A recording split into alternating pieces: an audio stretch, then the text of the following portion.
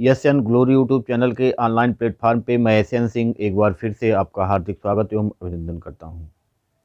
BEd second year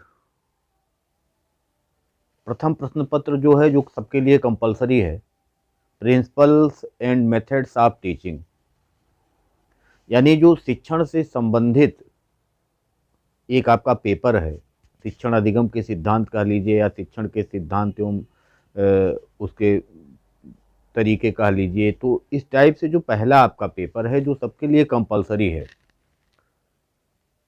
हमने इसके पहले आपसे सिलेबस चर्चा किया था कि किस प्रकार का उसका सिलेबस है, सिलेबस में आपको क्या क्या पढ़ना है।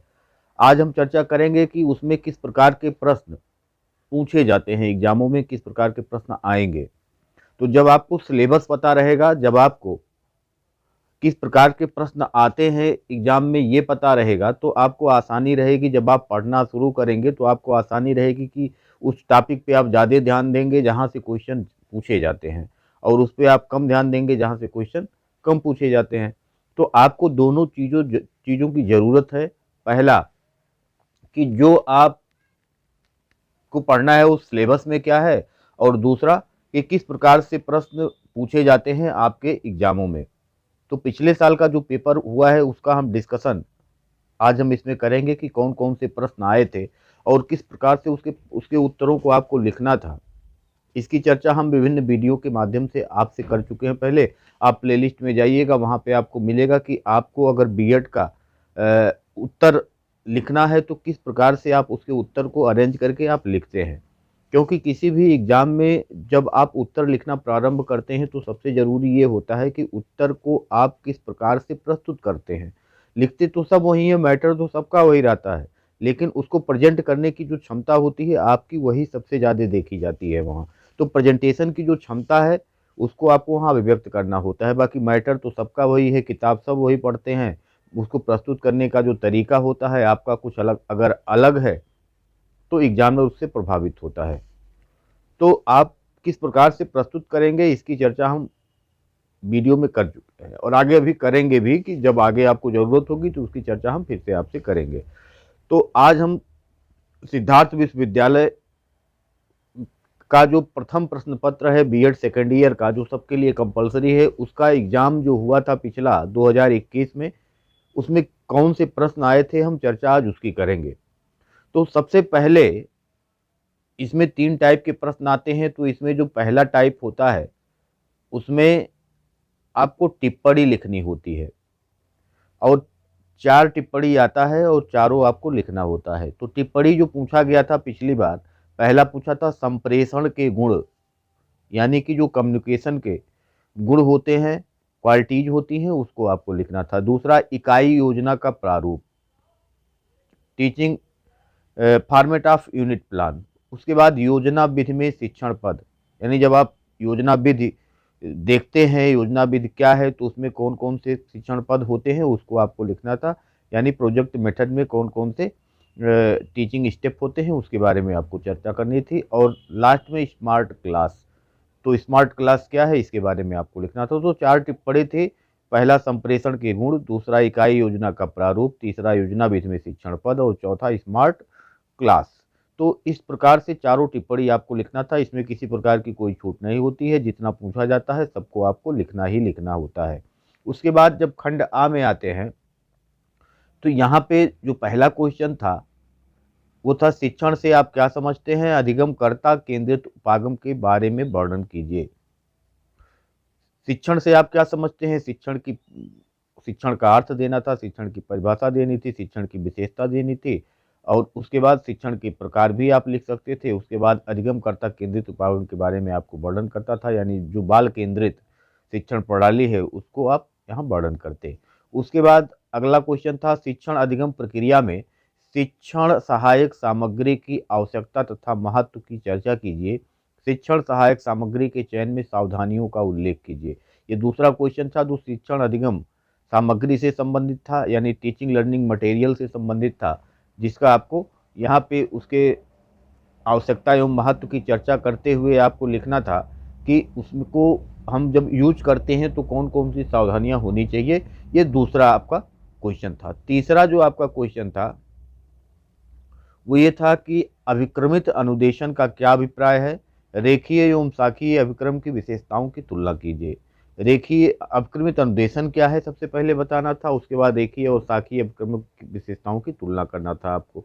और अगला जो क्वेश्चन था इस खंड आ में, अनुशीलन प्रश्न कौशल के विभिन्न घटकों का वर्णन कीजिए।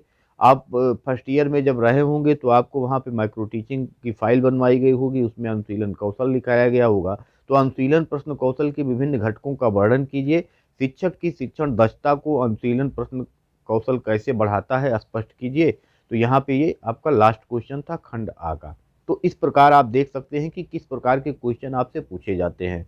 जब स्कूल कॉलेज में जो पढ़ाया जाता है उसमें भी आप जब इस टाइप के प्रश्नों को आपको पता रहेगा तो वहाँ पे जब आप पढ़ेंगे तो वहाँ पे आप उस प्रकार से प्रश्न कर सकते हैं। जो भी अध्यापक जो भी टीचर आपको पढ़ाते हैं उनसे आप जब इस टाइप के क्वेश्चन आते हैं तो वहाँ पे प्रश्न कर सकते हैं कि इसका उत्तर अगर लिखना हो तो हम किस प्रकार से इसका उत्तर लिख सकते हैं। उसके बाद जब आगे आप चलेंगे खंड बा में, तो पहला क्वेश्चन इसमें आता है। इसमें भी 4 क्वेश्चन आएंगे लेकिन खंड आ बा करके, तो जो क्वेश्चन आप उठाएंगे उसका ए और बी दोनों आप करेंगे। इस टाइप से इसको करना होता है। तो इसमें पहला क्वेश्चन था कि चिंतनशील स्तर शिक्षण की विशेषताएं बताइए। यानी जो रिफ्लेक्टिव टीचिंग होता है उसका जो विशेषताएं हैं, क्वालिटीज है, वो क्या है उसके बारे में आपको चर्चा करना था। बा में पूछा गया है कि सूक्ष्म शिक्षण की मुख्य विशेषताओं का वर्णन कीजिए। सूक्ष्म शिक्षण की मुख्य विशेषताएं क्या क्या होती हैं इसके बारे में आपको इसमें लिखना था। उसके बाद फ्रेंडर्स के अंतःक्रिया विश्लेषण वर्ग प्रणाली के महत्व की विवेचना कीजिए। फ्लेंडर का अंतःक्रिया विश्लेषण वर्ग प्रणाली क्या है, इसका महत्व क्या है, इसकी विवेचना आपको यहाँ करनी है। उसके बाद एक अच्छी पाठ योजना की क्या विशेषताएं हैं, विवेचना कीजिए। और अच्छे शिक्षक की विशेषताओं को रेखांकित कीजिए। दूसरा है बुनियादी शिक्षण प्रतिमान की विवेचना कीजिए। और लास्ट क्वेश्चन जो 9वां क्वेश्चन है, समस्या समाधान विधि के पदों की विवेचना कीजिए। और उसमें बी वाला पार्ट है, दूरस्थ शिक्षा में सूचना प्रौद्योगिकी की भूमिका की विवेचना कीजिए। तो इस प्रकार से ये जो क्वेश्चन थे ये पिछले वर्ष जो पूछे गए थे वही क्वेश्चन ये हैं। तो आप इसको देख सकते हैं कि किस प्रकार के क्वेश्चन पूछे जाते हैं और इस प्रकार से आप इम्पोर्टेंट लगा सकते हैं कि कौन सा क्वेश्चन अब की बार आ सकता है। तो आप उसी हिसाब से अपनी पढ़ाई की तैयारी आप कर सकते हैं। जब पेपर आता है तो आप लोग 5-10 दिन पढ़ते हैं, जिससे आपके नंबर उतने अच्छे नहीं आ पाते हैं जितने अच्छे आने चाहिए। आपको पूरे साल कुछ ना कुछ आप तैयारी करते अगर रहेंगे तो आपका जो तैयारी होगा बहुत अच्छा होगा, जिससे आप अच्छे नंबर पा सकते हैं। तो ये था आपका पिछला वाला पेपर। हमने आपको सिलेबस बता दिया, हमने आपको पेपर दिखा दिया कि किस प्रकार से पेपर आता है। अब आगे आपको विभिन्न वीडियोज के माध्यम से आपको क्लास धीरे धीरे मिलना प्रारंभ होगा।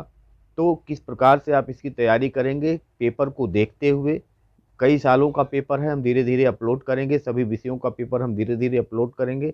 आपको जिस विषय का पेपर ज़रूरत होगा उसको आप इनबॉक्स करिएगा और हम उसका पेपर अपलोड कर देंगे। तो अगर आपको ये अच्छा लगता है तो आप वीडियो को लाइक करिए, सब्सक्राइब करिए, शेयर करिए, अपने दोस्तों के पास भी इसको पहुंचाइए। जिसको ज़रूरत हो वहाँ तक इसको पहुंचाइए, क्योंकि अगर जिसको ज़रूरत है उसको मिलता है तो उसका फ़ायदा हो सकता है। तो उस तक आप पहुंचाने का प्रयास करिए। आपको हम विभिन्न जो भी पेपर होंगे, जितने पेपर हुए हैं सभी का जो पेपर है हम धीरे धीरे करके अपलोड करेंगे। आपको किसी भी पेपर की ज़रूरत जल्दी है तो आप उसको इनबॉक्स में लिखिएगा, हम आपको उस पेपर को जल्दी से अपलोड करके आपके पास पहुंचाएंगे, उसको आपको हम समझाने का प्रयास करेंगे। अगर इस पेपर से संबंधित कोई भी जानकारी आपको चाहिए तो बीएड सेकेंड ईयर के नाम से, टीचिंग लर्निंग मेथड के नाम से एक प्लेलिस्ट में आप जाइएगा तो ये फाइल बनी हुई है, उस फाइल को आप क्लिक करिएगा तो इससे संबंधित जो वीडियो हो आपको वहाँ मिल सकता है। और जो नए वीडियोज होंगे अब धीरे धीरे आपको प्राप्त होना शुरू होंगे, धीरे धीरे हम इस पर तैयारी कराएंगे। और बहुत जल्द ही हम फिर से एक ऑनलाइन बैच प्रारंभ करने वाले हैं जो TET, super TET, C TET का होगा, या जो लेखपाल से संबंधित होंगे, मैथमेटिक्स जो पढ़ना चाहते हैं बेसिक से, जो मैथमेटिक्स पढ़ना चाहते हैं उनके लिए, या मनोविज्ञान जो पढ़ना चाहते हैं उनके लिए हम धीरे धीरे करके क्लास शुरू कर रहे हैं। तो आप निःशुल्क यहाँ क्लास कर सकते हैं। आप चैनल को सब्सक्राइब कीजिए, अपने दोस्तों में शेयर कीजिए, जिससे ज़्यादा से ज़्यादा लोगों तक यह वीडियो पहुँच सके, ज़्यादा से ज़्यादा लोगों तक यह चैनल पहुँच सके। धन्यवाद, नमस्कार।